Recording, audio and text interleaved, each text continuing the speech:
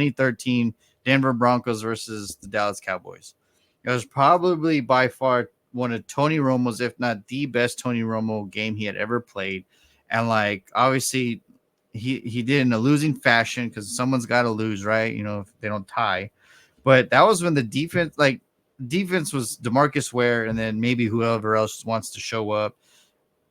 Peyton Manning was a Bronco already, and I mean, if you let Peyton Manning score a 1-yard touchdown bootleg to his left, as slow and as gimpy as he is, you don't have a defense. It was terrible. And I think it was DeMarcus Ware on that side too. So I was like really pissed. But so it was his option play. But who was gonna think that Peyton Manning was gonna do a bootleg left, right? Nobody. So but yeah, the Yeah. 2013 Denver Broncos, they win 51-48. Romo ended up with 506 yards with 5 touchdowns. Manning went 414 with 4 touchdowns. And like I said, when you have a defense that can't stop nobody, obviously, Denver couldn't really stop Tony Romo either.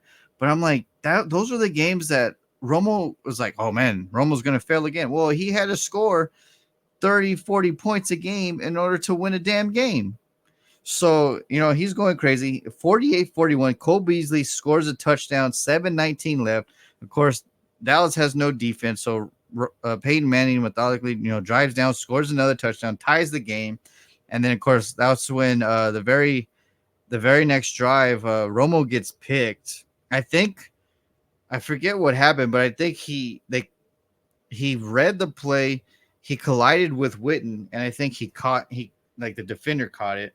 And then, of course, Matt Prater kicks the game-winning field goal to end the game. But I remember several plays like Romo's gonna get, like I was like screaming, Romo, run, because he was getting. I mean, that defense, remember Elvis Doomerville, and Yeah. that Denver defense wasn't a joke. So I mean, that's the reason why they won Super Bowl. A year or two Let me later. let me list out some names real quick, just so that way our viewers can get some context. So they had Danny Trevathan, Sean Phillips was a monster on the D line, Uh, Robert Ayers, Malik Jackson. They had Raheem Moore, Chris Harris Jr. I mean, they just had a lot of yeah, Dominic and Rogers Cromartie. that's why they won a Super Bowl. Yeah. So anyway, I mean, I remember Romo was just scrambling for his life most of the game, and then he would throw like a 20 to 30-yard dart to either Witten or Beasley or Dead, and I'm like, oh, we have a chance. Like, I mean, he balled out, but of course, you got a winner or loser, and things happen. He ended up losing. Well, Cowboys ended up losing the game, 51-48. But I just remember sitting there. I'm like, damn.